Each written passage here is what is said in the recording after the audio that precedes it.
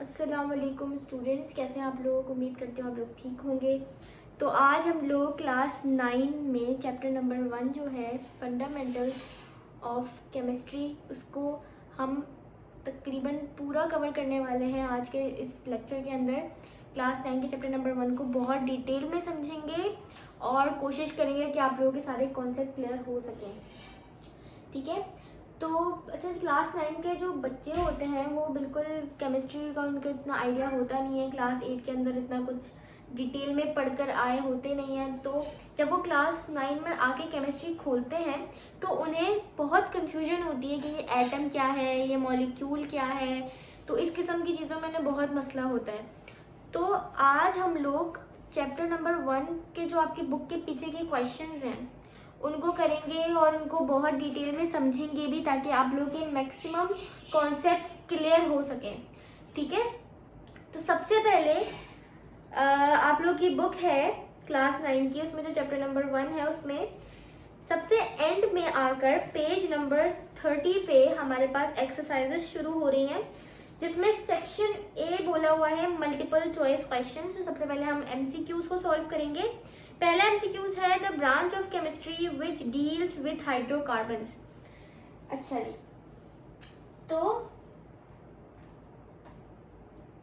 पहला एमसीक्यूज में बोल रहा है कि ब्रांच ऑफ केमिस्ट्री जो हाइड्रोकार्बन से डील करती है। अब हाइड्रोकार्बन का मतलब क्या है कि जिसके अंदर हाइड्रोजन आ रहा हो और कार्बन आ रहा हो, यानी कि ये दो एलिमेंट्स तो लाजमी आ रहे हों। ऐसी केमिस्ट्री की ब्रांच जिसमें हम सिर्फ कार्बन और हाइड्रोजन के बारे में पढ़ते हैं और इनके डेरिवेटिव के बारे में भी पढ़ते हैं। डेरिवेटिव का मतलब क्या है, जैसे हाइड्रोजन हटके कार्बन के साथ हाइड्रोजन था, उसके साथ 4-5 हाइड्रोजन लगे हुए थे फॉर एग्जाम्पल, तो उसमें से एक हाइड्रोजन हटके उसकी जगह कुछ और लग गया, तो ये उसका डेरिवेटिव कहलाता है, ठीक है। तो डेरिवेटिव में लिख देती हूँ यहाँ पे replacement of hydrogen. For example carbon के साथ कोई 4-5 हाइड्रोजन लगे हुए थे, ठीक है। अब इसमें से मैंने ये फॉर एग्जाम्पल ये वाला हाइड्रोजन है, मैंने इसको हटाकर यहाँ पे कुछ और लगा दिया, क्लोरीन लगा दिया, तो ये आपका कहलाएगा डेरिवेटिव। जो का हाइड्रोकार्बन था उसका डेरिवेटिव कहलाएगा।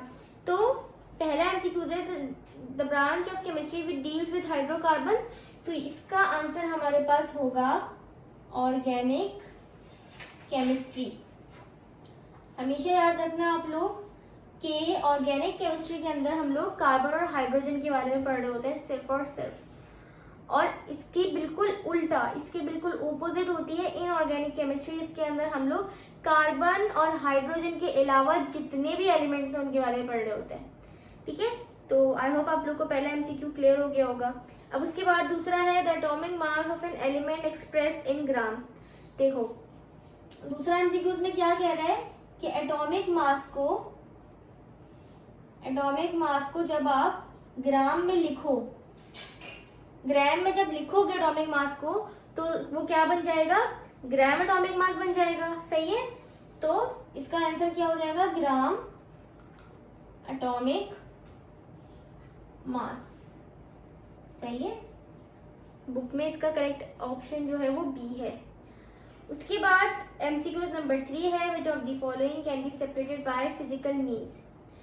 यानी कि देखो 4 ऑप्शन दिए हुए हैं, ठीक है। मिक्सचर बोला है, कंपाउंड, एलिमेंट और सब्सटेंस बोला हुआ है। इनमें से कौन सी ऐसी चीज़ है जिसको हम ब्रेक कर सकते हैं, तोड़ सकते हैं, ठीक है। तो देखो हमेशा याद रखना हमारे पास मिक्सचर जो होता है, ठीक है। फॉर एग्जाम्पल 3 वाले का जो आंसर है वो मिक्सचर है। अब मैं इसको एक्सप्लेन भी कर देती हूँ कैसे। मिक्सचर क्या होता है, आजान हो रही है, ठीक है। तो मिक्सचर हमारे पास क्या होता है, फॉर एग्जाम्पल मैंने इस ग्लास में पानी लिया, ठीक है, और इस पानी में मैंने ऐड कर दिया सॉल्ट, नमक को ऐड कर दिया और इसको कर दिया मैंने मिक्स। अभी जो पानी और नमक है ये आपस में मिक्स होकर इन्होंने क्या बनाया, मिक्सचर बनाया, ठीक है। जब दो चीज़ें आपस में फिजिकली कंबाइन होती है उसे मिक्सचर कहते हैं। तो मिक्सचर बन गया। अभी जो मिक्सचर है, अगर मैं इसमें से चाहती हूँ कि मैं इसको वापस ब्रेक करूँ, इसमें से वापस मैं सॉल्ट को हासिल करना चाहती हूँ तो मैं इसको अलग कर सकती हूँ। कैसे कि मैं इसको उठा के या तो पानी को बॉईल करूँगी तो मुझे नमक वापस मिल जाएगा, या फिर मैं इसको उठा के रख दूँगी धूप में या ऐसे ही रख दूँगी तो पानी एवापोरेट हो जाएगा और मुझे सॉल्ट वैसे ही मिल जाएगा। तो थर्ड एमसीक्यूज में यही कह रहे हैं कि फिजिकल मीन्स यानी कि फिजिकली कौन सी चीज़ें सेपरेट हो सकती हैं, तो मिक्सचर जो है वो फिजिकली सेपरेट हो सकता है। उसके बाद molar mass of H2SO4, H2SO4 का मोलर मास क्या होता है? बेसिकली मोलर मास हम एटॉमिक मास को ही कह रहे होते हैं, तो ये जो है हमारे पास 98, इसका आंसर होगा 98 AMU। कैसे आया? हाइड्रोजन का एटॉमिक मास होता है 1, सल्फर का एटॉमिक मास होता है 32 और ऑक्सीजन का होता है 16। तो जब इसको रखोगे H की जगह 1, 2 है तो मल्टीप्लाई बाय 2 प्लस सल्फर एक ही है तो 32 प्लस 16 मल्टीप्लाई बाय 4, तो आपके पास आंसर आ जाएगा 98 AMU। सही है। उसके बाद 5 है the molecule consist of 2 atoms is. जब किसी मॉलिक्यूल में 2 एटम होते हैं तो वो क्या होता है? डाई एटॉमिक मॉलिक्यूल कहलाएगा। ठीक है, 2 एटम वाला मॉलिक्यूल डाई यानी कि 2 एटॉमिक एटम वाला मॉलिक्यूल। ठीक है। उसके बाद 6 है formula that indicate actual number and types of atom in a molecule is called। अच्छा, यहाँ पे 6 MCQs है, उसमें कह रहा है वो कौन सा फॉर्मूला है जो बताता है एक्चुअल नंबर एटम का। हमारे पास 2 फॉर्मूले होते हैं, एक होता है एम्पिरिकल फॉर्मूला होता है, एक होता है मॉलिक्यूलर फॉर्मूला। ठीक है, जिसमें से एम्पिरिकल जो है वो रिलेटिव नंबर बताता है और मॉलिक्यूलर फॉर्मूला एक्चुअल नंबर बताता है एटम का। तो 6 वाले का हमारे पास आंसर क्या हो जाएगा? Molecular formula. सही है। अच्छा जी, उसके बाद है 7 ethyl alcohol was prepared by. अच्छा, ये जो है ये आप शुरू में अगर देखोगे चैप्टर के शुरू में हिस्टोरिकल बैकग्राउंड है केमिस्ट्री का, जिसमें मुस्लिम पीरियड है, ग्रीक पीरियड है, देन मॉडर्न पीरियड है।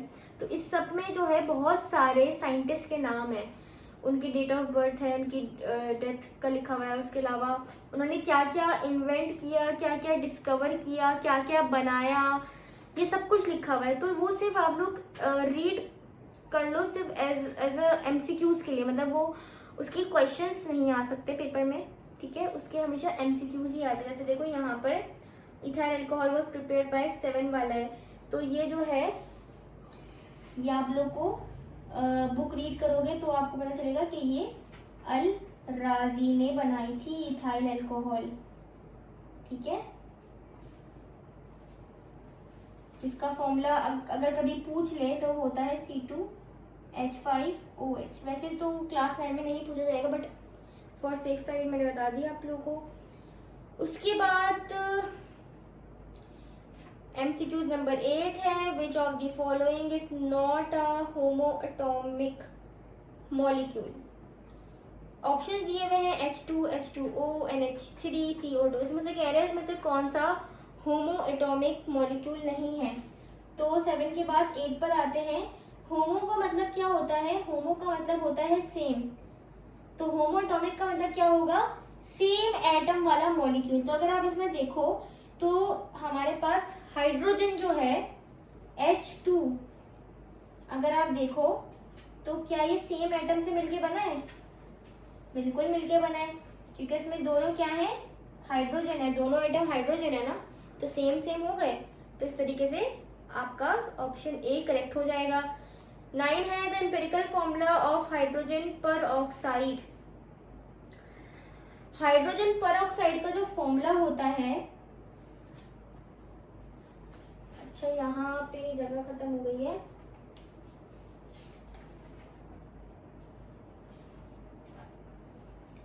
तो इसको देख लेते हैं, इसको मैं रब कर देती हूँ।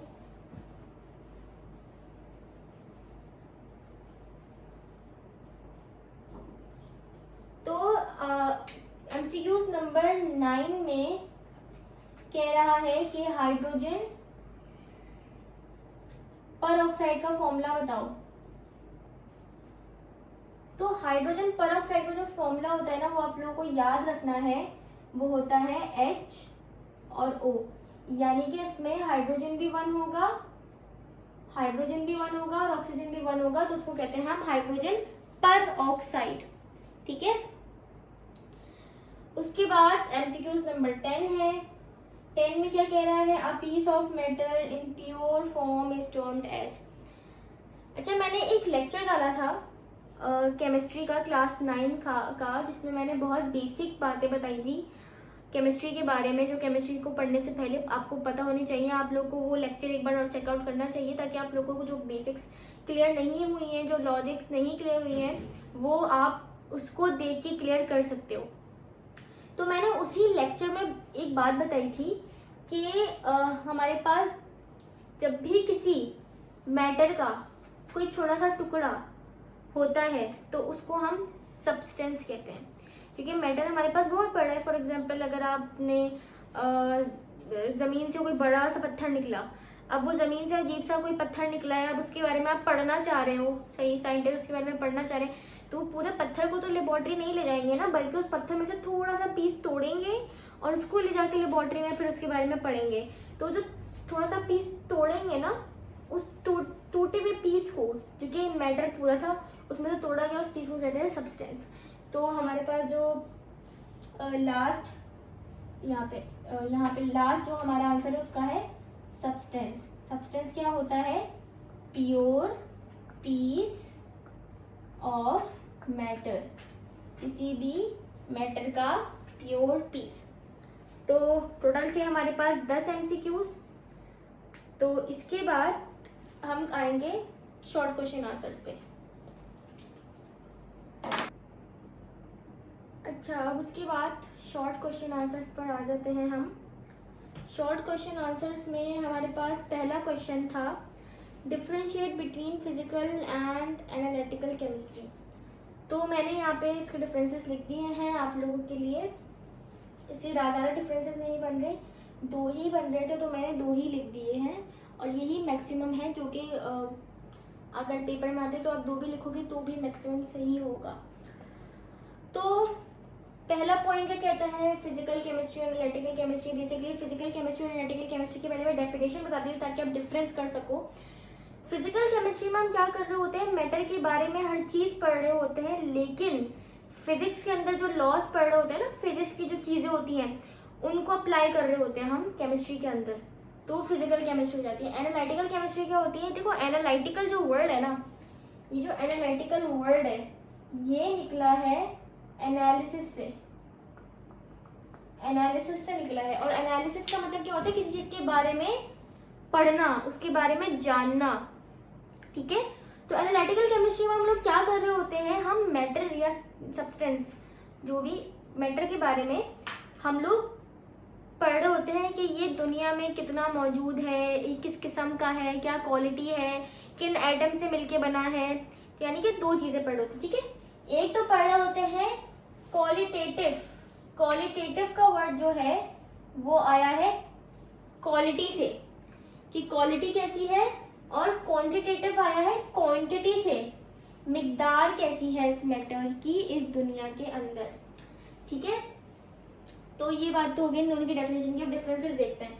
The branch of chemistry deals with matter through physical laws. Physical के लॉज, फिजिक्स के लॉज जो है उसके थ्रू जब हम मैटर को पढ़ते हैं तो वो फिजिकल केमिस्ट्री में आता है। एनालिटिकल केमिस्ट्री में क्या होता है? क्वालिटेटिव और क्वांटिटेटिव एनालिसिस कर रहे होते हैं मैटर की। उसके अलावा फिजिकल केमिस्ट्री क्या कहती है? Deal with composition physical properties of matter. इसके अंदर भी हम लोग कॉम्पोजिशन के बारे में पढ़ रहे होते हैं, कैसा बना हुआ है, बस फिजिकल लॉज के थ्रू पढ़ रहे होते हैं। उसके अलावा फिजिकल प्रॉपर्टीज ऑफ मैटर पढ़ रहे होते हैं। फिजिकल प्रॉपर्टीज क्या है? अब आई होप आप लोगों को पता हो फिजिकल प्रॉपर्टीज और केमिकल प्रॉपर्टीज क्या होती हैं। ठीक है। फिजिकल प्रॉपर्टीज वो जिसको हम देख सकते हो, जिसको हम फील कर सकते हो, कि कलर कैसा है, स्मेल कैसी है और इस किस्म की चीज़ें। ठीक है। मेल्टिंग पॉइंट, बॉइलिंग पॉइंट, इस किस्म की चीज़ें। और केमिकल प्रॉपर्टीज़ वो होती हैं जैसे स्ट्रक्चर कैसा बना हुआ है, बॉन्ड कौन सा है, ठीक है, अलाइनमेंट कैसी है एटम्स की, तो ये सारी चीज़ें हम केमिकल प्रॉपर्टीज़ में पढ़ रहे होते हैं। Analytical chemistry deals with quality and quantity of matter, ठीक है, तो ये डिफरेंसेस हो गए। उसके बाद write down the classification of molecule. इसके लिए मैंने साइड पे पेज लगाया हुआ है, ठीक है, आप लोग उसमें से देखते जाओ। Classification of molecule. अच्छा, यहाँ पे आप लोगों को एक बॉक्सेस दिख रहे होंगे, काफ़ी सारे चार्ट बना हुआ है, ठीक है, जिसमें मॉलिक्यूल टोटल दिखाए हुए हैं 5 किस्म के होते हैं, ठीक है।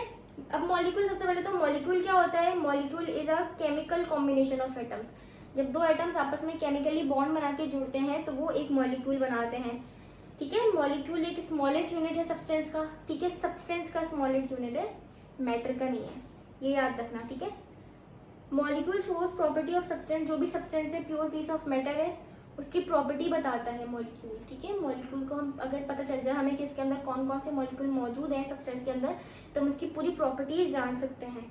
और मॉलिक्यूल कैन एग्जिस्ट इंडिपेंडेंटली, यानी कि देखो मॉलिक्यूल जो है ना, मतलब 2 एटम्स आपस में मिल के मॉलिक्यूल बना रहे हैं, या 2 से ज़्यादा भी हो सकते हैं, तो जब 2 या 2 से ज़्यादा एटम्स आपस में मिल जाते हैं ना, तो वो स्टेबल हो जाते हैं। एक अकेला एटम ना वो थोड़ा अनस्टेबल होता है, वो अकेला रहना नहीं चाहता, तो वो क्या चाहेगा कि वो किसी न किसी दूसरे एटम के साथ मिलकर मॉलिक्यूल बना ले, जिससे क्या होगा, वो स्टेबल हो जाएगा, और इसलिए वो इंडिपेंडेंट हो जाते हैं, यानी कि वो किसी पर डिपेंड नहीं करते, आराम से रहते हैं फिर वो, ठीक है। अब यहाँ पे टाइप्स दी हुई है, monoatomic molecule, diatomic molecule, triatomic molecule. तो मोनोटॉमिक मॉलिक्यूल क्या होगा? जिसके अंदर एक टाइप के एटम्स हों, ठीक है, जैसे कि हीलियम की एग्जांपल दी हुई है, नियॉन दिया हुआ है, आर्गन दिया हुआ है। अब मोनोटॉमिक का मतलब क्या है? इसमें एक ही एटम होगा। देखो हीलियम का एक ही एटम है, नियॉन का एक ही एटम है, आर्गन का एक ही एटम है।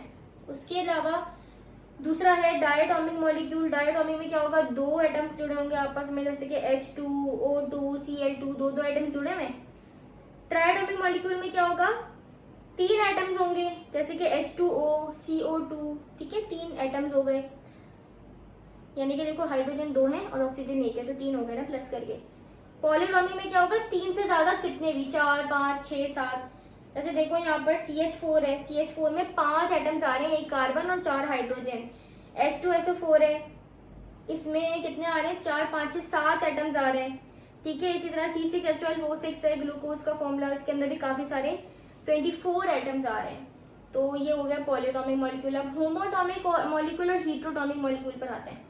होमोटोमिक मॉलिक्यूल क्या होता है हमारे पास? अभी मैंने आपको बताया था एमसीक्यूज करते हुए, होमो का मतलब होता है सेम। तो जब सेम एटम्स आपको दिख रहे हो तो वो होता है होमोटोमिक मॉलिक्यूल। और हीट्रोटोमिक उल्टा होगा, सेम एटम्स नहीं होंगे, अलग अलग होंगे। जैसे देखो होमोटोमिक में क्या है? H2O3 P4 S8, तो S8 में सारे S एक जैसे होंगे, है ना। हीट्रो में आओ, CO2 H2O NH3, इस तरीके से। तो ये तो हमारा हो गया क्वेश्चन नंबर 2। ये कोई ज़्यादा इसमें कोई मुश्किल बात नहीं थी, तो इसलिए मैंने इसमें ज़्यादा टाइम नहीं वेस्ट करा, क्योंकि सिंपल लिखा हुआ है। मोनो का मतलब 1 होता है, डाई का मतलब 2, ट्राई का मतलब 3, ठीक है। उसके बाद डिफरेंस वाला क्वेश्चन है, question number 3, identify the difference among the following, atom and ion, molecule and molecular ion, compound and mixture. तो उसके लिए भी सबसे पहले हम लोग देख लेते हैं कंपाउंड और मिक्सचर के डिफरेंस। कंपाउंड क्या होता है? केमिकल कॉम्बिनेशन ऑफ एटम, जब एटम केमिकली कंबाइन होते हैं, बॉन्ड बनाते हैं, तो कंपाउंड बनता है, ठीक है। मिक्सचर क्या होता है? सिंपल मिक्स कर दो 2 एटम को, जैसे मैंने बताया था पानी में नमक मिक्स कर दो, तो ये मिक्सचर है। इसमें कोई बॉन्ड नहीं बन रहा होता, इसलिए हम इसको फिजिकल कॉम्बिनेशन कहते हैं, हालांकि कंपाउंड में बॉन्ड बन रहा होता है। कंपाउंड है फिक्स कॉम्पोजिशन बाय मास, यानी कि कंपाउंड के अंदर एटम फिक्स नंबर में जुड़े होंगे। हालांकि मिक्सचर में क्या होता है? कोई फिक्स नहीं है, हमें नहीं पता 1 चम्मच हम नमक पानी के अंदर घोल लो, उसमें कितने सोडियम है, कितने क्लोरीन है, हमें नहीं पता ना। तो इसीलिए मिक्सचर के अंदर हमें नहीं पता होता, इसलिए कोई फिक्स कॉम्पोजिशन नहीं होती।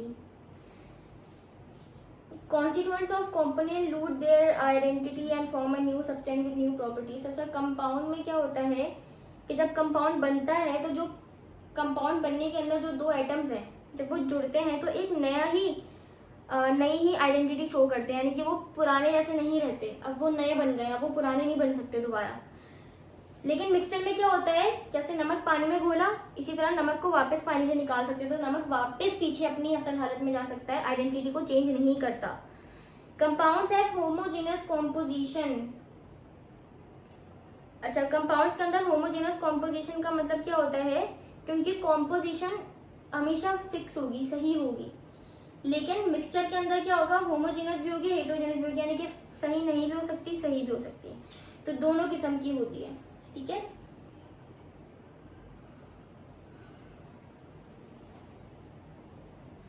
उसके बाद अब हमारे पास है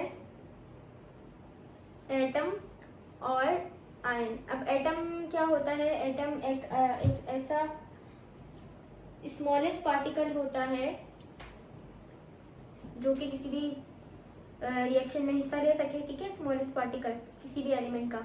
लेकिन आयन जो होता है वो स्मॉलेस्ट पार्टिकल होता है आयनिक कंपाउंड का। कैसे, आयनिक कंपाउंड में क्या होता है, NaCl होता है, फॉर एग्जांपल ये है। अब इसका स्मॉलेस्ट यूनिट क्या होगा, तोड़ दें अगर इसको तो ये सबसे छोटा ये होगा ना, Cl Na पॉजिटिव और Cl नेगेटिव, ऐसे टूटेगा, ये स्मॉलेस्ट पार्टिकल ये होगा। इसीलिए आयन जो होता है वो कहा जाता है smallest unit of ionic compound. Atom जो है वो इंडिपेंडेंटली एग्जिस्ट कर भी सकता है, नहीं भी कर सकता। ठीक है, लेकिन एटम जो है वो किसी भी रिएक्शन में हिस्सा ले सकता है। आयन जो होता है वो इंडिपेंडेंटली नहीं घूम सकता। अगर आप देखो Cl नेगेटिव है, इसका मतलब क्या है कि इसके पास एक इलेक्ट्रॉन ज़्यादा है और ये पॉजिटिव है, यानी कि इसके पास एक इलेक्ट्रॉन कम है, इसके पास एक इलेक्ट्रॉन ज़्यादा है, तो ये अभी स्टेबल नहीं है। स्टेबल कब होंगे, जब इनके पास इलेक्ट्रॉन जैसे पहले थे वैसे ही हों। तो इसीलिए आयन जो होते हैं वो अनस्टेबल होते हैं। ठीक है, उसके बाद atom is electrically neutral. Electrically neutral क्यों होता है एटम, जैसे फॉर एग्जांपल अगर आप हाइड्रोजन को देखो, इसमें एक इलेक्ट्रॉन होता है और एक ही प्रोटॉन होता है। ये दोनों बराबर हैं, जब ये दोनों बराबर हैं यानी कि नेगेटिव या पॉजिटिव, तो एक दूसरे के इफेक्ट को कैंसिल कर देते हैं, तो इसीलिए एटम हमारे पास न्यूट्रल रह जाता है। सही है, हालांकि आयन जो होता है वो या तो नेगेटिव होगा या फिर पॉजिटिव होगा। उसके बाद दूसरे डिफरेंस है मॉलिक्यूल और मॉलिक्यूलर आयन के, जो कि सेकंड नंबर पर है। मॉलिक्यूल एक ऐसा स्मॉलेस्ट पार्टिकल होता है किसी भी सब्सटेंस का जिसमें दो एटम्स आपस में केमिकली जुड़े हुए हों। ठीक है, और मॉलिक्यूलर आयन क्या होता है कि जब पूरा मॉलिक्यूल जो है वो अपने अंदर से इलेक्ट्रॉन को निकाल दे, ठीक है, तो वो मॉलिक्यूलर आयन बन जाते हैं। ठीक है, उसके अलावा जैसे कि मैं अगर आप लोगों को एग्जांपल दूं, जैसे कि जब H2SO4 अपने अंदर से प्रोटॉन निकालता है तो ये कन्वर्ट हो जाता है HSO4 नेगेटिव, तो ये हमारे पास कहलाएगा मॉलिक्यूल आयन। ठीक है, मॉलिक्यूलर आयन। ठीक है, तो जब मॉलिक्यूल इलेक्ट्रॉन को लूज करे या प्रोटॉन को लूज करे या इलेक्ट्रॉन को गेन करे तो वो हमारे पास मॉलिक्यूल आयन बन जाता है। और मॉलिक्यूल क्या है, सिंपल मॉलिक्यूल, जैसे ये इसके ऊपर नेगेटिव चार्ज नहीं था, ये मॉलिक्यूल हो गया। ठीक है, और ये मॉलिक्यूलर आयन हो गया। मॉलिक्यूल हमेशा न्यूट्रल होता है, जैसे आप देखो उधर इसके ऊपर ना ही नेगेटिव चार्ज लगा है ना ही पॉजिटिव चार्ज लगा है। जैसे एटम न्यूट्रल होता है ना, इसी तरीके से मॉलिक्यूल भी न्यूट्रल होता है। लेकिन मॉलिक्यूलर आयन पे हमेशा पॉजिटिव या फिर नेगेटिव चार्ज होगा। दूसरे पॉइंट ये कहता है। तीसरा पॉइंट ये कहता है मॉलिक्यूल एक स्टेबल यूनिट है। स्टेबल क्यों है, क्योंकि देखो न्यूट्रल है, जब तक कोई भी एटम या मॉलिक्यूल न्यूट्रल होता है तब तक वो स्टेबल होता है, लेकिन जैसे उसके ऊपर कोई चार्ज आ जाता है तो वो फिर अनस्टेबल हो जाता है। तो इसीलिए मॉलिक्यूलर आयन जो होता है वो अनस्टेबल होता है। ठीक है, मॉलिक्यूल जो है वो एटम्स के कंबाइन होने से बनता है। ठीक है, और जो मॉलिक्यूलर आयन है वो एटम्स के आयोनाइज होने से बनता है। ठीक है, आयोनाइज होने का मतलब क्या है, इलेक्ट्रॉन लूज या फिर इलेक्ट्रॉन गेन करने से बनता है। उसके बाद क्वेश्चन नंबर 4 है define the following terms. Gram atomic mass, देखो ग्राम एटॉमिक मास क्या होता है, जब हम एटॉमिक मास को ग्राम में लिख दें। ये कौन सा क्वेश्चन है मेरे पास, क्वेश्चन नंबर 4 है। एटॉमिक मास को जब हम ग्राम में लिख दें तो वो ग्राम एटॉमिक मास हो जाता है, ठीक है। मॉलिक्यूलर मास को जब ग्राम में लिख दें तो वो ग्राम मॉलिक्यूलर मास हो जाता है, और फॉर्मूला मास को जब हम ग्राम में लिख दें तो वो ग्राम फॉर्मूला मास हो जाता है। बेसिकली इन तीनों के यूनिट जो होते हैं ना वो AMU होते हैं। जब हम AMU हटाकर ग्राम लगा दें तो ये gram atomic mass, gram formula mass और ग्राम मॉलिक्यूलर मास बन जाते हैं, ठीक है। इसके देख लेते हैं।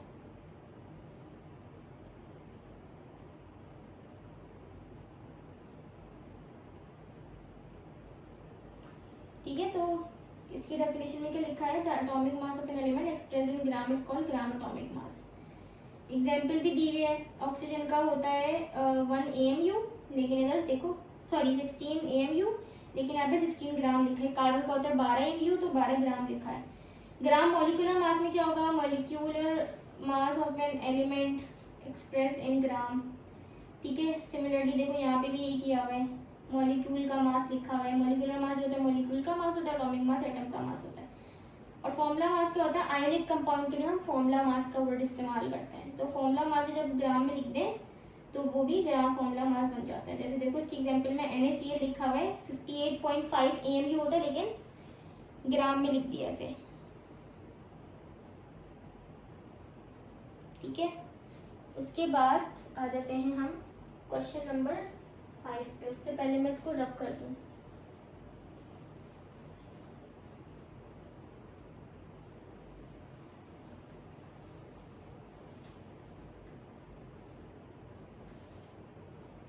क्वेश्चन नंबर 5 में क्या कह रहे हैं कि write down the chemical empirical molecular formula of the following. Sulphuric acid का क्या होता है, मॉलिक्यूलर फॉर्मूला होता है H2SO4, और इसका एम्पिरिकल फॉर्मूला भी H2SO4 ही होता है। मॉलिक्यूलर फॉर्मूला क्या बताता है, एक्चुअल एटम का नंबर बताता है, और एम्पिरिकल फॉर्मूला रेशो बताता है। अगर आप इसमें रेशो देखो तो S का रेशो 1 है तो 1 ही आएगा इसके नीचे। इसके मुकाबले में डबल हाइड्रोजन है, इसके साथ 2 ही आएगा। और इसके मुकाबले में डबल 4 यानी कि 4 ऑक्सीजन है तो यहाँ पे इसके नीचे 4 आएगा, तो इन दोनों का बराबर होता है। उसके बाद है कार्बन डाइऑक्साइड, सेम इसमें भी जो मॉलिक्यूलर मास है वही एम्पिरिकल फॉर्मूला वही मॉलिक्यूलर फॉर्मूला होगा। उसके अलावा ग्लूकोज का होता है C6H12O6। अब यहाँ पे अगर आप लोग देखो तो कार्बन और ऑक्सीजन 1:1 की रेशो में मौजूद है, हालांकि हाइड्रोजन इनके डबल मौजूद है। तो क्या हो जाएगा CH2O, यानी कि जो रेशो कार्बन और ऑक्सीजन का होगा इनके मुकाबले में डबल हाइड्रोजन का होगा, ऐसे बताते हैं एम्पिरिकल फॉर्मूला। उसके बाद है बेंजीन। बेंजीन का फॉर्मूला होता है C6H6, लेकिन अगर हम इसका रेशो बनाए तो एम्पिरिकल फॉर्मूला हो जाएगा CH, यानी कि जितना रेशो कार्बन का होगा उतना हाइड्रोजन का होगा, ठीक है, इस तरीके से।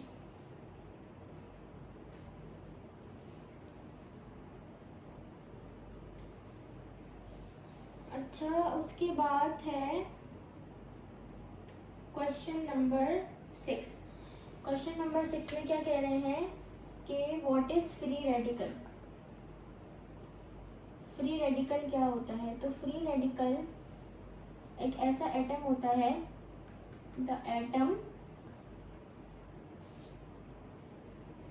Contain unpaired electron.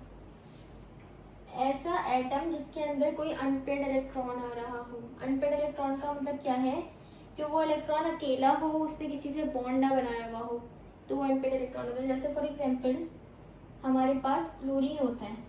क्लोरीन में आप लोगों को पता है आखिरी शेल में 7 इलेक्ट्रॉन होते हैं, ठीक है। अगर आप लोग देखो तो ये सारे आपस में पेयर्ड हैं, लेकिन ये एक अकेला अनपेयर्ड है, जिसकी वजह से क्लोरीन एक फ्री रेडिकल कहलाएगा। ठीक है, इसी तरीके से आप लोग Br2 की भी ले सकते हो एग्जाम्पल। ठीक है, ये भी जब टूटेगा Br और Br में टूटेगा तो ये दोनों एक फ्री रेडिकल बनाएंगे, ये एक फ्री रेडिकल और ये दूसरा फ्री रेडिकल। तो ये हमारे पास फ्री रेडिकल होता है। उसकी डेफिनेशन भी आप लोग ये लिखना, the atom containing unpaired electron is called free radical, और एग्जाम्पल में आप ये लिख देना। उसके बाद describe relationship between empirical and molecular formula, explain with examples. अच्छा जी, इसके लिए हम आते हैं एम्पिरिकल और मॉलिक्यूलर फॉर्मूला पे। तो बेसिकली हमारे पास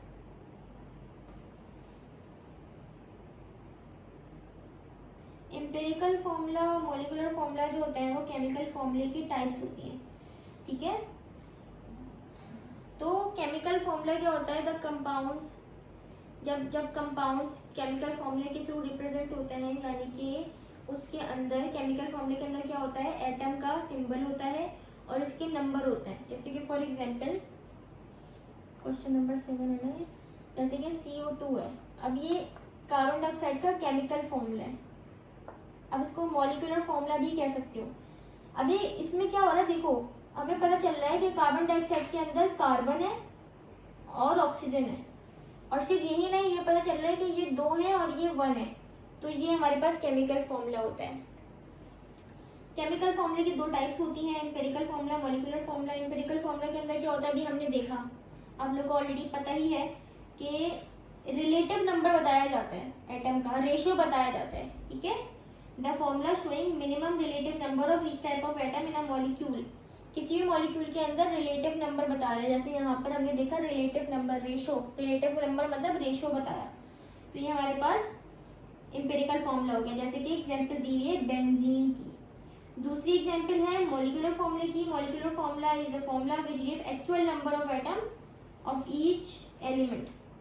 एक्चुअल नंबर ऑफ एटम बताता है, ठीक है, एक कंपाउंड के अंदर कितने एटम्स आ रहे हैं, कौन कौन सा एलिमेंट मौजूद है, उसके कितने एटम्स हैं, ये सब हमें बताता है मॉलिक्यूलर फॉर्मूला। तो यहाँ पे एक्चुअल नंबर इस्तेमाल होगा वर्ड, कि एक्चुअल नंबर ऑफ एटम बताता है, हालांकि empirical formula relative number of atom बताता है। इसकी एग्जांपल में देखो, बेंजीन दिया हुआ है C6H6, ऊपर बेंजीन दिया हुआ था CH एम्पिरिकल फॉर्मूले में, नीचे उसका मॉलिक्यूलर फॉर्मूला दिया हुआ है। और भी काफ़ी सारी एग्जांपल दी हुई है, जैसे कि कार्बन डाइऑक्साइड की दी हुई है, ग्लूकोज की दी हुई है। इनका असल फॉर्मूला देखो, मॉलिक्यूलर फॉर्मूला इनका असल फॉर्मूला है और रेशो के साथ लिखा हुआ है इनको एम्पिरिकल फॉर्मूले के अंदर। ठीक है, उसके बाद लास्ट क्वेश्चन है क्वेश्चन नंबर 8, जिसमें कह रहे हैं एक्सप्लेन व्हाई हाइड्रोजन और oxygen are considered as element whereas water is compound. Question number 8 कह रहे हैं हाइड्रोजन और oxygen are considered as element whereas water is compound. तो इसका मैं रीजन लिखवा देती हूँ, because hydrogen is element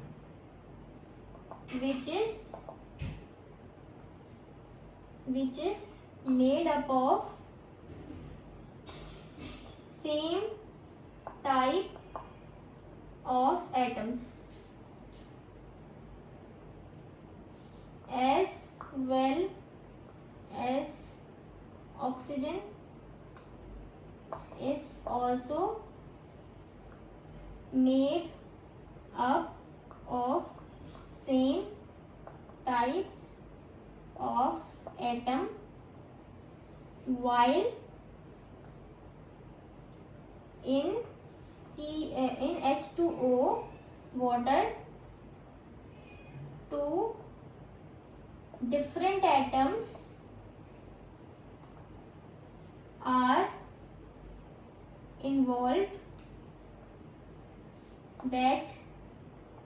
That's why it is called compound. यही होता है कंपाउंड में, 2 एटम्स आपस में जुड़े हुए होते हैं। ठीक है, अलग अलग एटम्स। हालांकि हाइड्रोजन एक एलिमेंट क्यों है? क्योंकि ये सेम टाइप्स ऑफ एलिमेंट से मिलकर बना होगा। अगर आप एक हाइड्रोजन का ब्लॉक उठाओगे तो इसके अंदर सब हर जगह hydrogen hydrogen hydrogen hydrogen hydrogen होगा, क्योंकि ये एक एलिमेंट है। सिमिलरली ऑक्सीजन के लिए। लेकिन अगर आप इनको देखोगे इसके अंदर पानी के फॉर्मूले में, तो दो अलग अलग एटम्स हैं। तो जब दो अलग अलग एटम्स होते हैं तो फिर क्या होता है कि वो कंपाउंड कहलाता है। ठीक है, और ये केमिकली बॉन्डेड भी होते हैं। ठीक है,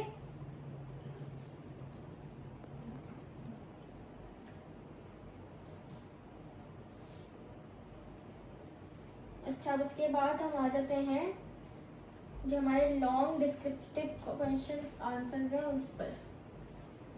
ठीक है, यहाँ तक हमने देखे थे सारे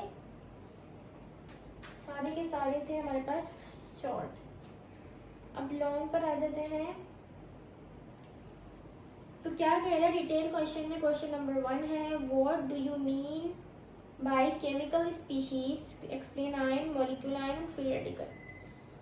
अच्छा, तो केमिकल स्पीशी क्या होती है? केमिकल स्पीशी जो होती है वो एक अगर मॉलिक्यूल दूसरे मॉलिक्यूल से आइडेंटिकल है, यानी कि एक मॉलिक्यूल दूसरे मॉलिक्यूल से आइडेंटिकल कैसे?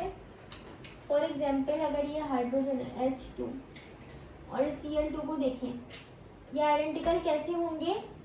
क्योंकि देखो हाइड्रोजन के अंदर भी इलेक्ट्रॉन होते हैं, प्रोटॉन होते हैं, न्यूट्रॉन होते हैं। क्लोरीन के अंदर भी इलेक्ट्रॉन होते हैं, प्रोटॉन होते हैं, न्यूट्रॉन होते हैं। तो आइडेंटिकल हो रहे हैं। आइडेंटिकल होने से क्या मतलब है? बिल्कुल एक जैसे तो नहीं है, लेकिन इनकी प्रॉपर्टीज एक जैसी है। जैसे हम इंसान सब जो है वो आपस में आइडेंटिकल होते हैं। क्यों आइडेंटिकल होते हैं?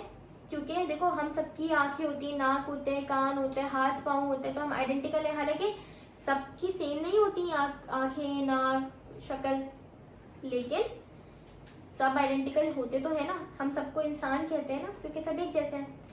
तो सिमिलरली जो केमिकल स्पीशीज होती हैं वो एक मॉलिक्यूल जब दूसरे से आइडेंटिकल होता है तो वो केमिकल स्पीशी कहलाता है। यानी कि केमिस्ट्री के अंदर जितनी भी चीज़ें हैं वो केमिकल स्पीशी हैं। अब आते हैं आयंस के ऊपर। आयंस जो होते हैं हमारे पास, मैंने बताया था चार्ज्ड एटम्स होते हैं और ये दो किस्म के होते हैं। एक होता है कैटायन, एक होता है एनआयन। कैटायन वो होता है जिसके ऊपर पॉजिटिव चार्ज हो, और एनायन वो होता है जिसके ऊपर नेगेटिव चार्ज हो। जैसे कि हमने NaCl में देखा था। ठीक है, Cl नेगेटिव था, ये Na पॉजिटिव था, तो ये कैटायन हो गया। Na और Cl एनायन हो गया। ठीक है, तो यहाँ पर भी यही सब कुछ लिखा हुआ है कि आयन इज एन एटम, और group of atom having charge on it. ठीक है, चार्ज पॉजिटिव भी हो सकते हैं, नेगेटिव भी हो सकते हैं। दो किस्म के होते हैं, एनायन होते हैं, कैटायन होते हैं। कैटायन कब बनेगा? जब कोई भी एटम इलेक्ट्रॉन को लूज करेगा। ठीक है, ये कब बनेगा? एटम के लूज करने पे। और ये कब बनेगा? एटम के गेन करने पे। ठीक है, तो ये हो गया हमारे पास आयन की बात। देखो लिखा अभी है Na पॉजिटिव में कन्वर्ट हो रहा है और एक इलेक्ट्रॉन अपने अंदर से निकाल रहा है। ये एक इलेक्ट्रॉन क्लोरीन ले रहा है और ये Cl नेगेटिव में कन्वर्ट हो रहा है। तो अब तो अच्छा आयन हो गया। अब इसके बाद आ जाते हैं मॉलिक्यूलर आयन पे। जब कोई मॉलिक्यूल इलेक्ट्रॉन को गेन करे या लूज करे, ये बेसिकली रिपीटेड टॉपिक्स हैं जो अभी हमने पीछे पढ़े हैं, तो इस पर ज़्यादा टाइम वेस्ट नहीं करते हैं। तो जब भी कोई मॉलिक्यूल इलेक्ट्रॉन को लूज करे या गेन करे तो वो मॉलिक्यूलर आयन कहलाता है। ठीक है, इसकी डेफिनेशन में लिखा है मैंने, मॉलिक्यूल लूजेस और gain electron it called molecular ion. Molecular ion भी पॉजिटिव और नेगेटिव हो सकता है। ठीक है, अगर नेगेटिव है तो एनायनिक मॉलिक्यूल कहलाएगा, पॉजिटिव है तो कैटायनिक मॉलिक्यूल कहलाएगा। ठीक है, जिसके एग्जांपल में CH4 दिया हुआ है, CH4 पॉजिटिव। फ्री रेडिकल भी मैंने आपको बता दिया। ठीक है, बस फ्री रेडिकल में क्या होता है, फ्री रेडिकल के बारे में मैं आपको एक बात बता दूं कि इनको रिप्रेजेंट कैसे करते हैं। जैसे Cl के पास एक अनपेयर्ड इलेक्ट्रॉन था तो इसको इसके ऊपर 0 बना के इसको शो करते हैं। इसी तरीके से अगर हाइड्रोजन है इसके ऊपर 0 बना देंगे, ब्रोमीन है 0, तो इस तरीके से इनको डिनोट किया जाता है फ्री रेडिकल्स को। ठीक है। Free radical are atom and group of atom having number of unpaired electron, it is represented by dot over the symbol of element. ठीक है, तो फ्री रेडिकल्स हो गए हमारे पास, मॉलिक्यूल आयन हो गए, आयन हो गए। ठीक है, तो ये सारी चीज़ें रिपीट हो रही हैं बार बार, इसमें कुछ नया नहीं है। ये सारी बातें हमने शॉर्ट में पढ़ी, अब लॉन्ग में भी वही चीज़ें आ रही हैं, एमसीक्यूज में भी ये चीज़ें थी। उसके बाद क्वेश्चन नंबर 2 है, write down the application of chemistry in daily life. Application of chemistry के लिए देखो आप लोग, तो ये इंपॉर्टेंस ऑफ केमिस्ट्री दिया हुआ है इन डेली लाइफ करके। तो देखो क्या लिखा हुआ है, cooking, eating and digestion of food are purely chemical process. यानी कि देखो खाना खाते हैं हम, खाना पकाते हैं, उसमें भी केमिकल प्रोसेस इस्तेमाल होते हैं, क्योंकि चूल्हे का जलना, चूल्हे का बुझना, ये सब एक केमिकल प्रोसेस है। ठीक है, चूल्हे से काम होना, हीट का इन्वॉल्व होना केमिकल प्रोसेस है। खाना खाना, चबाते हैं हम, उसमें एंजाइम इस्तेमाल होते हैं। ठीक है, डाइजेशन में एंजाइम इस्तेमाल होते हैं, तो ये सब केमिकल प्रोसेस के थ्रू होते हैं। Construction, cleaning and washing of our homes are dependable on chemistry, sorry dependable लिखा हुआ है। तो यानी कि क्लीनिंग, वॉशिंग होम, जितने भी चीज़ें इस्तेमाल होती हैं केमिकल की, डिटर्जेंट हो गए, ठीक है, और सोप्स हो गए, ये सब फैक्ट्री में बनते हैं केमिकल से, तो इनका भी केमिकल केमिस्ट्री में इस्तेमाल हो गया। प्रोडक्शन ऑफ फर्टिलाइजर्स, फर्टिलाइजर जो पौधे वगैरह में डालते हैं पौधे उगाने के लिए, गिलास बनाने के लिए, प्लास्टिक बनाने के लिए, फाइबर बनाने के लिए, पॉलीमर बनाने के लिए, सेरेमिक्स यानी कि जो हमारे बेसन वगैरह जिससे बनते हैं वो, पेट्रोलियम प्रोडक्ट बनाने के लिए साबुन, डिटर्जेंट, ये सब केमिस्ट्री में इन्वॉल्व है, क्योंकि ये सब केमिकल से बनते हैं। The disease transmitted through impure drinking water as cholera, typhoid, dysentery, skin and eye infections can be controlled with the help of chlorine. अच्छा, क्लोरीन का बहुत अहम रोल होता है, क्योंकि क्लोरीन हमारे पानी में डाला जाता है, जिससे क्या होता है हमारा पानी साफ हो जाता है। क्लोरीन का काम होता है पानी के अंदर के बैक्टीरिया को मारना, तो क्लोरीन के जरिए क्या होता है पानी साफ किया जाता है और फिर वो हमारे घरों में आता है, फिर हम उसको पीते हैं। तो ये टोटल 4 डिफरेंसेस हैं, जो कि काफ़ी हैं, आप लोग इसको याद कर लेना।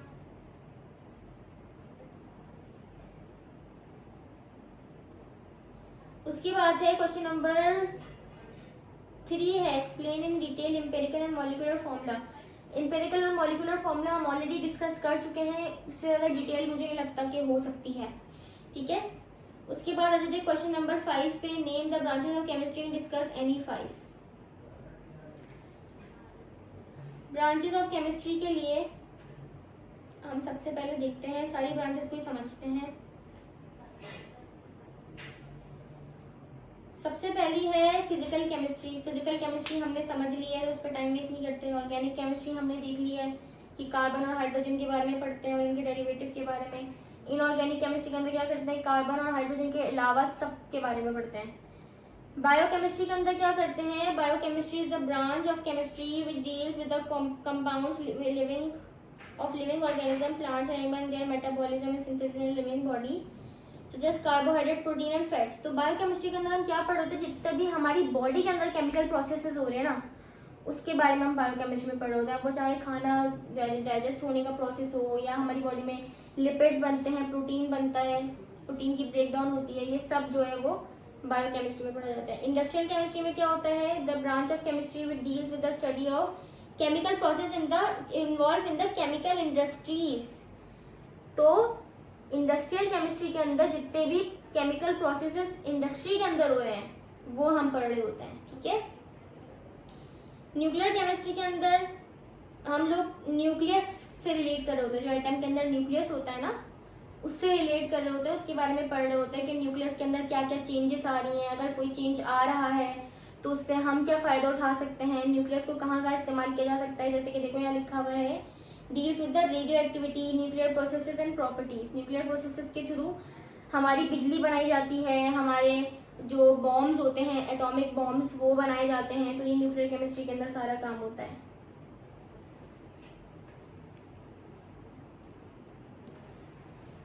ठीक है, उसके बाद है इन्वायरमेंटल केमिस्ट्री। इन्वायरमेंटल केमिस्ट्री के अंदर हम क्या कर रहे होते हैं, जितने भी केमिकल्स हमारे इन्वायरमेंट में रिलीज होते हैं उनका इफेक्ट पड़ रहे होते हैं, अब हमारे एनवायरनमेंट पे क्या आ रहा है उसका असर। देखो उसकी डेफिनेशन भी देखते हैं। It is the branch of chemistry which deals with the study of the interaction of chemical materials and their effect on the environment. ठीक है, तो एनवायरमेंटल केमिस्ट्री के अंदर केमिकल्स के असर पड़ रहे होते हैं एनवायरनमेंट पे। एनालिटिकल केमिस्ट्री के अंदर हमने पढ़ लिया था, क्वालिटेटिव और क्वांटिटेटिव एनालिसिस हो रही होती है। ठीक है, मेडिसिनल केमिस्ट्री के अंदर हम क्या कर रहे होते हैं कि हम लोग केमिकल्स के थ्रू मेडिसिन बनाने की कोशिश करते हैं। ठीक है, the branch of chemistry that deals with the study of production of medicines और drugs is known as medicinal chemistry. उसके बाद है क्वांटम केमिस्ट्री। क्वांटम केमिस्ट्री के अंदर हम लोग फिजिकल मॉडल पढ़ रहे होते हैं केमिकल के अंदर, जैसे कि फिजिक्स के मॉडल्स होते हैं ना, उनको अप्लाई कर रहे होते हैं केमिस्ट्री के अंदर, और उससे फिर हम फ़ायदा उठा रहे होते हैं। तो क्या लिखा हुआ the branch of chemistry that deals with the application mechanics and experiment of physical model in chemical system. उसके बाद है ग्रीन केमिस्ट्री। ग्रीन केमिस्ट्री क्या है? ब्रांच ऑफ केमिस्ट्री जो डील करती है ऐसी चीज़ें बनाने से जो कि हमारे इन्वायरमेंट के लिए अच्छी हो। जैसे कि अगर आप लोग देखो आजकल जैसे गाड़ियां हैं, आजकल हाइब्रिड गाड़ियां आ रही हैं। पहले गाड़ियां जो आती थी वो धुआं निकालती थी, ब्लैक बहुत टॉक्सिक होता था जिसमें सल्फर डाइऑक्साइड होती है। लेकिन अब क्या हो रहा है, हाइब्रिड गाड़ियां आ रही हैं। हाइब्रिड गाड़ियां क्या करती हैं, उस SO2 जो गैस रिलीज होती है गाड़ियों में से उसको एब्जॉर्ब कर लेती है। अब ये एक इम्प्लीमेंटेशन है ग्रीन केमिस्ट्री की, क्योंकि ग्रीन केमिस्ट्री वाले क्या कर रहे हैं, ऐसी चीज़ें बना रहे हैं जो एनवायरनमेंट के लिए अच्छी साबित हो। तो अब देखो धुआं नहीं जाएगा एनवायरनमेंट में। ठीक है, अब वो जो इनके अंदर एक कोई टूल लगा हुआ होता है जो कि इसको एब्जॉर्ब कर लेता है SO2 को। इससे क्या होता है, धुआं बाहर नहीं जाता और हमारा एनवायरनमेंट सेफ हो जाता है। अच्छा, उसके बाद बुक में page number 32 plus section D है न्यूमेरिकल का। अब उसमें हम लोग पहला जो क्वेश्चन है वो सॉल्व करते हैं। पहला क्वेश्चन जो है वो हमारे पास बैलेंसिंग इक्वेशन है। बैलेंसिंग इक्वेशन, ठीक है। तो सबसे पहले हमारे पास है equation NH3 plus O2 arrow NO plus H2O। उसके बाद है दूसरी, मैं सारी एक साथ लिख लेती हूँ फिर उसके बाद हम सॉल्व करेंगे। KNO3 arrow KNO2 plus O2। उसके बाद है Ca plus H2O arrow CaOH2 plus H2। उसके बाद है NaHCO3,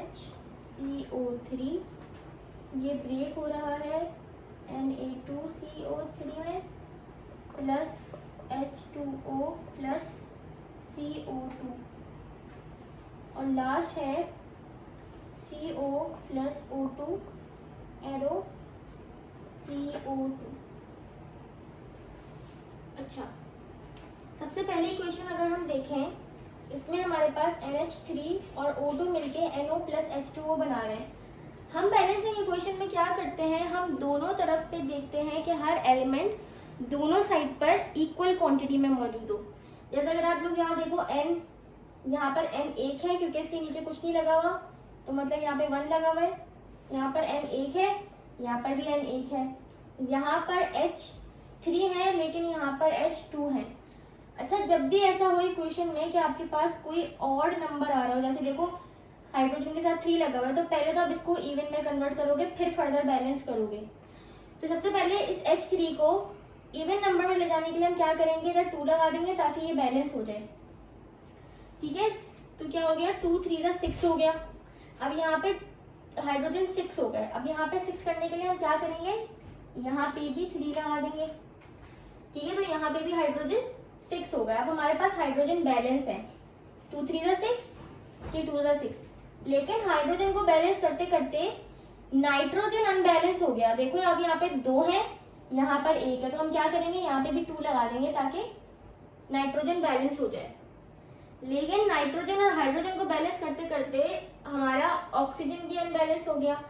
देखो यहाँ पर 2 है, क्योंकि देखो ये जो नंबर है ना, ये इसके साथ भी लगेगा और ये दूसरे वाले एलिमेंट के साथ भी लगेगा, ये दोनों के साथ लगेगा।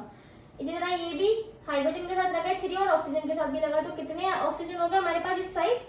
2 + 3 5 ऑक्सीजन हो गए। अब हम क्या करेंगे, इस साइड पे भी हमें 5 करना है, लेकिन अगर देखो, अगर आप यहाँ पे 5 लगाओगे तो 5 से तो बैलेंस नहीं होगा, क्योंकि देखो यहाँ पे 2 लगा हुआ है। अगर मैं यहाँ पे 5 लगाऊंगी तो ये 5 इस 2 से मल्टीप्लाई होकर ऑक्सीजन को 10 कर देगा। तो मुझे कोई ऐसा नंबर लगाना है जिससे क्या हो, मेरे पास ऑक्सीजन 5 आ जाए। तो वो करने के लिए आप क्या कर सकते हो, 5/2 लगा सकते हो। 5/2 लगा सकते हो। 5/2 का मतलब क्या है कि देखो ये जो 2 है ना, बेसिकली हम ये देख रहे होते हैं कि ये 2 इस 2 से कैंसिल हो रहा होता है। तो जब आप 5/2 लगाओगे तो उससे क्या होगा, ये 2 इस 2 से कैंसिल हो जाएगा और क्या बचेगा 5। तो इस तरीके से आप अपॉन में भी वैल्यूज लगा सकते हो, फ्रैक्शन में भी लगा सकते हो। तो ये 5/2 का मतलब क्या है कि ऑक्सीजन हमने 5 लगा दिए। ठीक है, अब हम देखते हैं हमारी इक्वेशन बैलेंस है कि नहीं है। नाइट्रोजन 2 है, नाइट्रोजन 2 है, सही है। हाइड्रोजन 6 है, यहाँ पे भी हाइड्रोजन 6 है। ऑक्सीजन जो है 5 है, यहाँ पे भी ऑक्सीजन 5 हो गए। अब उसके बाद दूसरी इक्वेशन क्या कह रही है, KNO3 जो है वो कन्वर्ट हो रहा है KNO2 + O2 में। आप यहाँ पर देखो तो यहाँ पर KNO3, यहाँ पर K जो है 1 है, यहाँ पे भी K 1 है, यहाँ पे N 1 है, यहाँ पे भी N 1 है, लेकिन यहाँ पर ऑक्सीजन 3 है और यहाँ पर ऑक्सीजन 4 है। 2 ये रहे, 2 ये रहे। तो उसके लिए हम क्या करेंगे, सबसे पहले जो ऑड नंबर को इवन में कन्वर्ट करेंगे। हम यहाँ पे लगाएंगे 2 लगाने से क्या होगा, ऑक्सीजन जो है वो 6 हो जाएंगे। ठीक है, ऑक्सीजन 6 हो जाएंगे, इवन नंबर में कन्वर्ट हो जाएंगे। तो उसको 6 हो गए। यहाँ पे कितने हैं, 4। तो हम यहाँ पे क्या करेंगे, अच्छा अब आप लोग कह रहे होंगे कि हम यहाँ पर 2 लगा दें अगर, तो हमारे पास ऑक्सीजन बैलेंस हो जाएंगे। लेकिन अगर आप लोग देखो तो अगर मैं यहाँ 2 लगा दूंगी तो ये दोनों अनबैलेंस नहीं रह जाएंगे, क्योंकि 2 तो इन दोनों के साथ भी लग गया ऑक्सीजन की वजह से। तो हम क्या करेंगे, यहाँ पे 2 लगाएंगे। अब इसको देखो, K2 है, यहाँ पे भी K2 है, नाइट्रोजन यहाँ पे 2 है, यहाँ पे भी नाइट्रोजन 2 है, यहाँ पे ऑक्सीजन 2 3 6 है, यहाँ पे 2 2 4 5 6। इक्वेशन बैलेंस हो गई। अब उसके बाद है कैल्शियम प्लस वाटर बना रहा है CaOH2 + H2। सबसे पहले तो आप यहाँ देखो कैल्शियम को, कैल्शियम 1 है, यहाँ पे भी 1 है। अच्छा, ये जो ब्रैकेट के बाहर 2 लगा है ना, ये सिर्फ इस ब्रैकेट के साथ है, इस कैल्शियम के साथ मत समझ लेना कि 2 के साथ लगा हुआ है। तो कैल्शियम 1 है, यहाँ पे भी कैल्शियम 1 है, यहाँ पे वाटर 2 है, लेकिन यहाँ पर सॉरी वाटर नहीं, हाइड्रोजन 2 है, यहाँ पर हाइड्रोजन 2 ये रहे, क्योंकि ये 2 इससे भी मल्टीप्लाई हो रहा है और ये 2 ऑक्सीजन से भी मल्टीप्लाई हो रहा है, और 2 ये रहे। और सिमिलरली अगर आप ऑक्सीजन देखो तो वो यहाँ पे 1 है और यहाँ पे 2 है। तो हम क्या करेंगे, सिंपल, अगर आप देखो इस तरफ हाइड्रोजन और ऑक्सीजन डबल क्वांटिटी में मौजूद है इसके, तो हम क्या कर देंगे, यहाँ पे 2 लगा देंगे। 2 लगाने से क्या होगा, देखो हाइड्रोजन 4 हो गए, 2 2 4, और ऑक्सीजन 2 हो गए जो कि 2 थे इस तरफ। तो ये हमारी इक्वेशन बैलेंस हो गई। अब उसके बाद है NaHCO3 Na2CO3 + H2O। अब अगर आप यहाँ पर देखो, यहाँ पर Na 1 है, यहाँ पर Na 2 है, यहाँ पर हाइड्रोजन 1 है, यहाँ पर हाइड्रोजन 2 है, यहाँ पर कार्बन 1 है, यहाँ पर कार्बन 2 है, एक ये रहा, एक ये रहा। यहाँ पर ऑक्सीजन 3 है, यहाँ पर ऑक्सीजन 3 4 5 6 है। तो सिंपल आप क्या करोगे, यहाँ पे 2 लगा दोगे तो इक्वेशन वैसी बैलेंस हो जाएगी। अब उसके बाद यहाँ पे CO + O2 मिलकर CO2 बना रहे हैं। सबसे पहले तो आप क्या करोगे, यहाँ पे लगाओगे 2। क्यों, क्योंकि यहाँ पर ऑक्सीजन के साथ 1 है। जब भी ऑड नंबर में होता है उसको इवन में कन्वर्ट करते हैं, तो हमने क्या करें, यहाँ 2 लगाया। 2 लगाने की वजह से क्या हो गया, कार्बन 2 हो गए और ऑक्सीजन 4 हो गए इस तरफ। तो हम क्या करेंगे, यहाँ पे भी 2 लगा देंगे, जिससे क्या होगा, कार्बन 2 और ऑक्सीजन 4 हो जाएंगे। ठीक है, तो ये बहुत आसान होती है, पेपर में शॉर्ट में आती है, ये 3 नंबर की 3 इक्वेशंस आती हैं। तो हम इसको अब इसके बाद वाला क्वेश्चन करते हैं।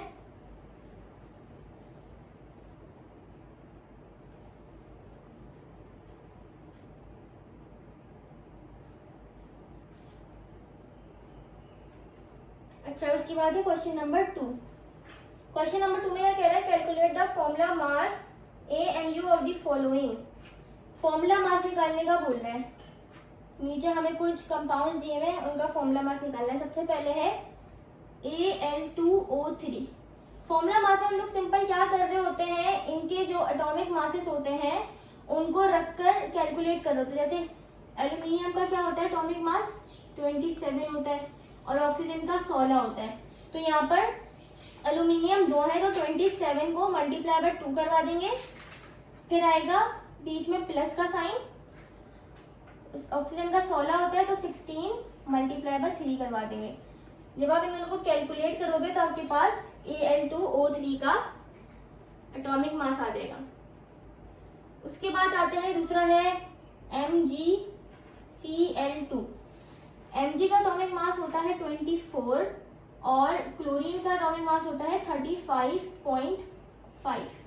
ठीक है, वैसे तो ये गिवन होते हैं लेकिन अच्छा यही है कि आप इसे याद कर लो कि अगर इन केस पेपर में ये नहीं आते तो आप लोग को खुद से याद होने चाहिए। ठीक है, Mg का 24 है, देखो यहाँ पर Mg एक है तो हम सिर्फ 24 लिखेंगे, मल्टीप्लाई करवाने की जरूरत नहीं है हमें।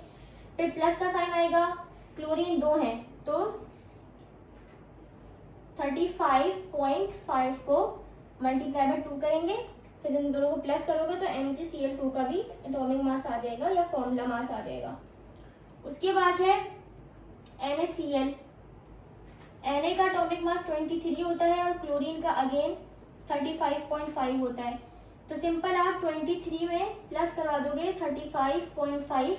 हमें मल्टीप्लाई करवाने की जरूरत नहीं क्योंकि ये भी एक है ये भी एक है, तो 1 से मल्टीप्लाई करवाओ या ना करवाओ बात एक ही है। उसके बाद है KNO3।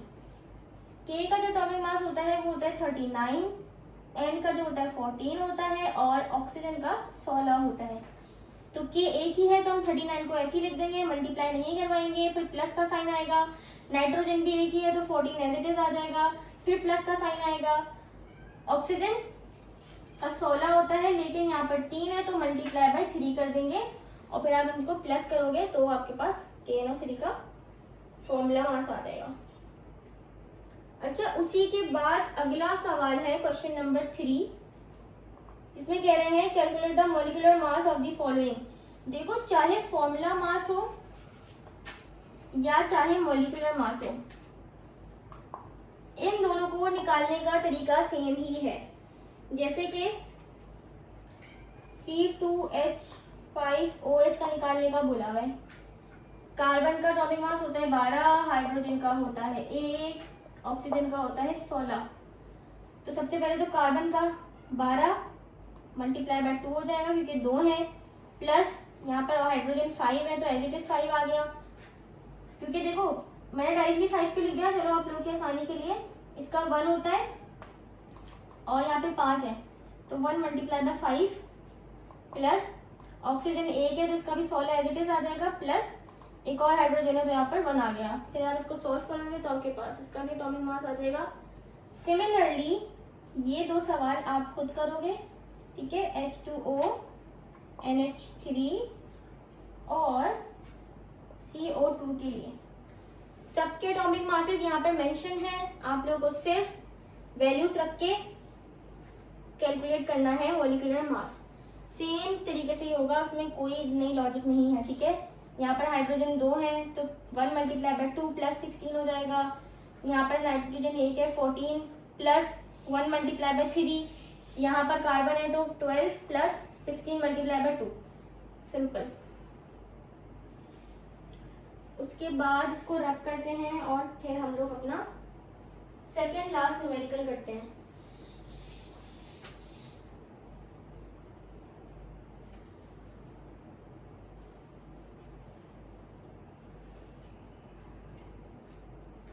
अच्छा, क्वेश्चन नंबर 4 है, न्यूमेरिकल नंबर 4 है, सॉरी कह रहा है how many moles are required to prepare 40 gram of H2SO4। सबसे पहले तो आप डेटा बनाओगे इस किस्म के न्यूमेरिकल के लिए। डेटा में क्या लिखोगे, जो आपको गिवन है। ठीक है, मास दिया हुआ है, मास ऑफ H2SO4 कितना दिया हुआ है 40 ग्राम। ठीक है, और बोल रहा है के रिक्वायर्ड में आ जाते हैं हम। रिक्वायर्ड में क्या बोल रहा है कि मोल्स निकालो। हमने मोल्स का एक फॉर्मूला पढ़ा था मास वाला, moles equals to mass divided by atomic mass. Mass देखो हमें गिवन है, ठीक है, मास हमें कितना गिवन है 40 ग्राम। तो आप सिंपल मास की जगह नीचे लिख देती हूँ मैं, मास की जगह लिख दोगे 40 डिवाइडेड बाय H2SO4 का एटॉमिक मास आप लोग को भी मैंने निकालना सिखाया है। हाइड्रोजन का 1 होता है मल्टीप्लाई बाय 2 प्लस सल्फर का 32 प्लस 16 मल्टीप्लाई बाय 4। तो ये तकरीबन 98 आपके पास आ जाएगा। आप इसको डिवाइड करवाओगे तो आपके पास नंबर ऑफ मोल्स आ जाएंगे। उसके बाद है question number 5, calculate the number of moles and number of molecules present in following. हमें डेटा दिया हुआ है 2, ए को हम ए कह देते हैं, डेटा फॉर ए। क्या दिया हुआ है, मास दिया हुआ है H2CO3 का जो कि है 16 ग्राम, और बोल रहा है इसके मोल्स निकालो और इसके मॉलिक्यूल्स निकालो। ठीक है, सबसे पहले तो देखो मास दिया हुआ है, आप क्या करोगे, मोल्स निकालोगे। कैसे निकालोगे, अच्छा इसके बाद एक और भी है बी, उसका मैं काम करती हूँ, यहाँ पर डेटा बना देती हूँ बी का। उसमें दिया हुआ है मास ऑफ C6H12, नीचे लिख देती हूँ C6H12O6 जो कि दिया हुआ है 20 ग्राम। इसमें भी सेम बोल रहा है मोल्स निकालो मॉलिक्यूल्स निकालो। मैं क्या करूंगी, मैं आप लोगों को सिर्फ ये वाला सॉल्व कराऊंगी, ये वाला आप लोग खुद से करोगे क्योंकि दोनों को निकालने का तरीका सेम है। सबसे पहले इसके आ जाते हैं, इसमें मोल्स निकालते हैं। मोल्स का भी हमने ऊपर फॉर्मूला देखा, मास डिवाइडेड बाय मोलर मास या एटॉमिक मास, एक ही बात है। मास कितना दिया हुआ है 16, और इसका एटॉमिक मास आप निकालोगे कैसे, hydrogen 1 multiply by 2 plus carbon का 12 प्लस 16 मल्टीप्लाई बाय 3, तो ये आ जाएगा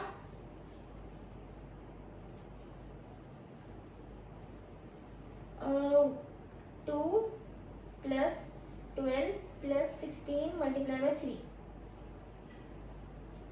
तो ये तकरीबन आ जाएगा 62। यहाँ से आपके आ जाएंगे मोल्स। ठीक है, अब निकालना है मॉलिक्यूल्स।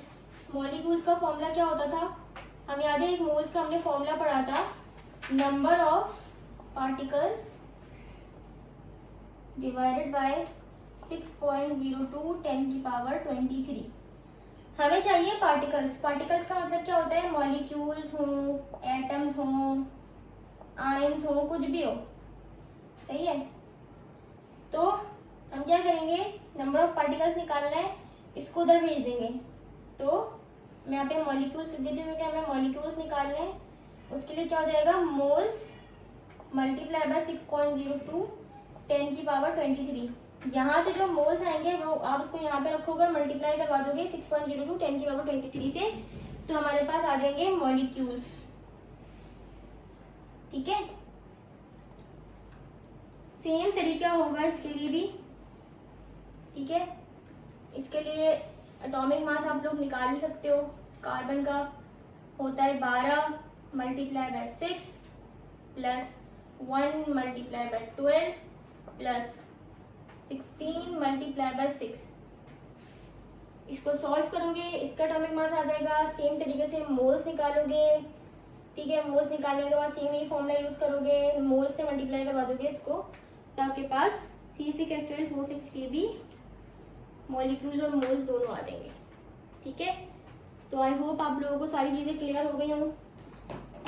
आई होप जितनी भी चीज़ें आज हम लोगों ने चैप्टर नंबर 1 कवर करा है उसमें आपको कोई इशू ना हो, क्योंकि मैंने जितना डिटेल में मैं पढ़ा सकती हूँ मैंने उसको करवाया है कवर। ठीक है, तो आज की वीडियो को यहीं तक रखते हैं, इसके बाद अगली वीडियो में मिलेंगे। तब तक के लिए अल्लाह हाफिज़।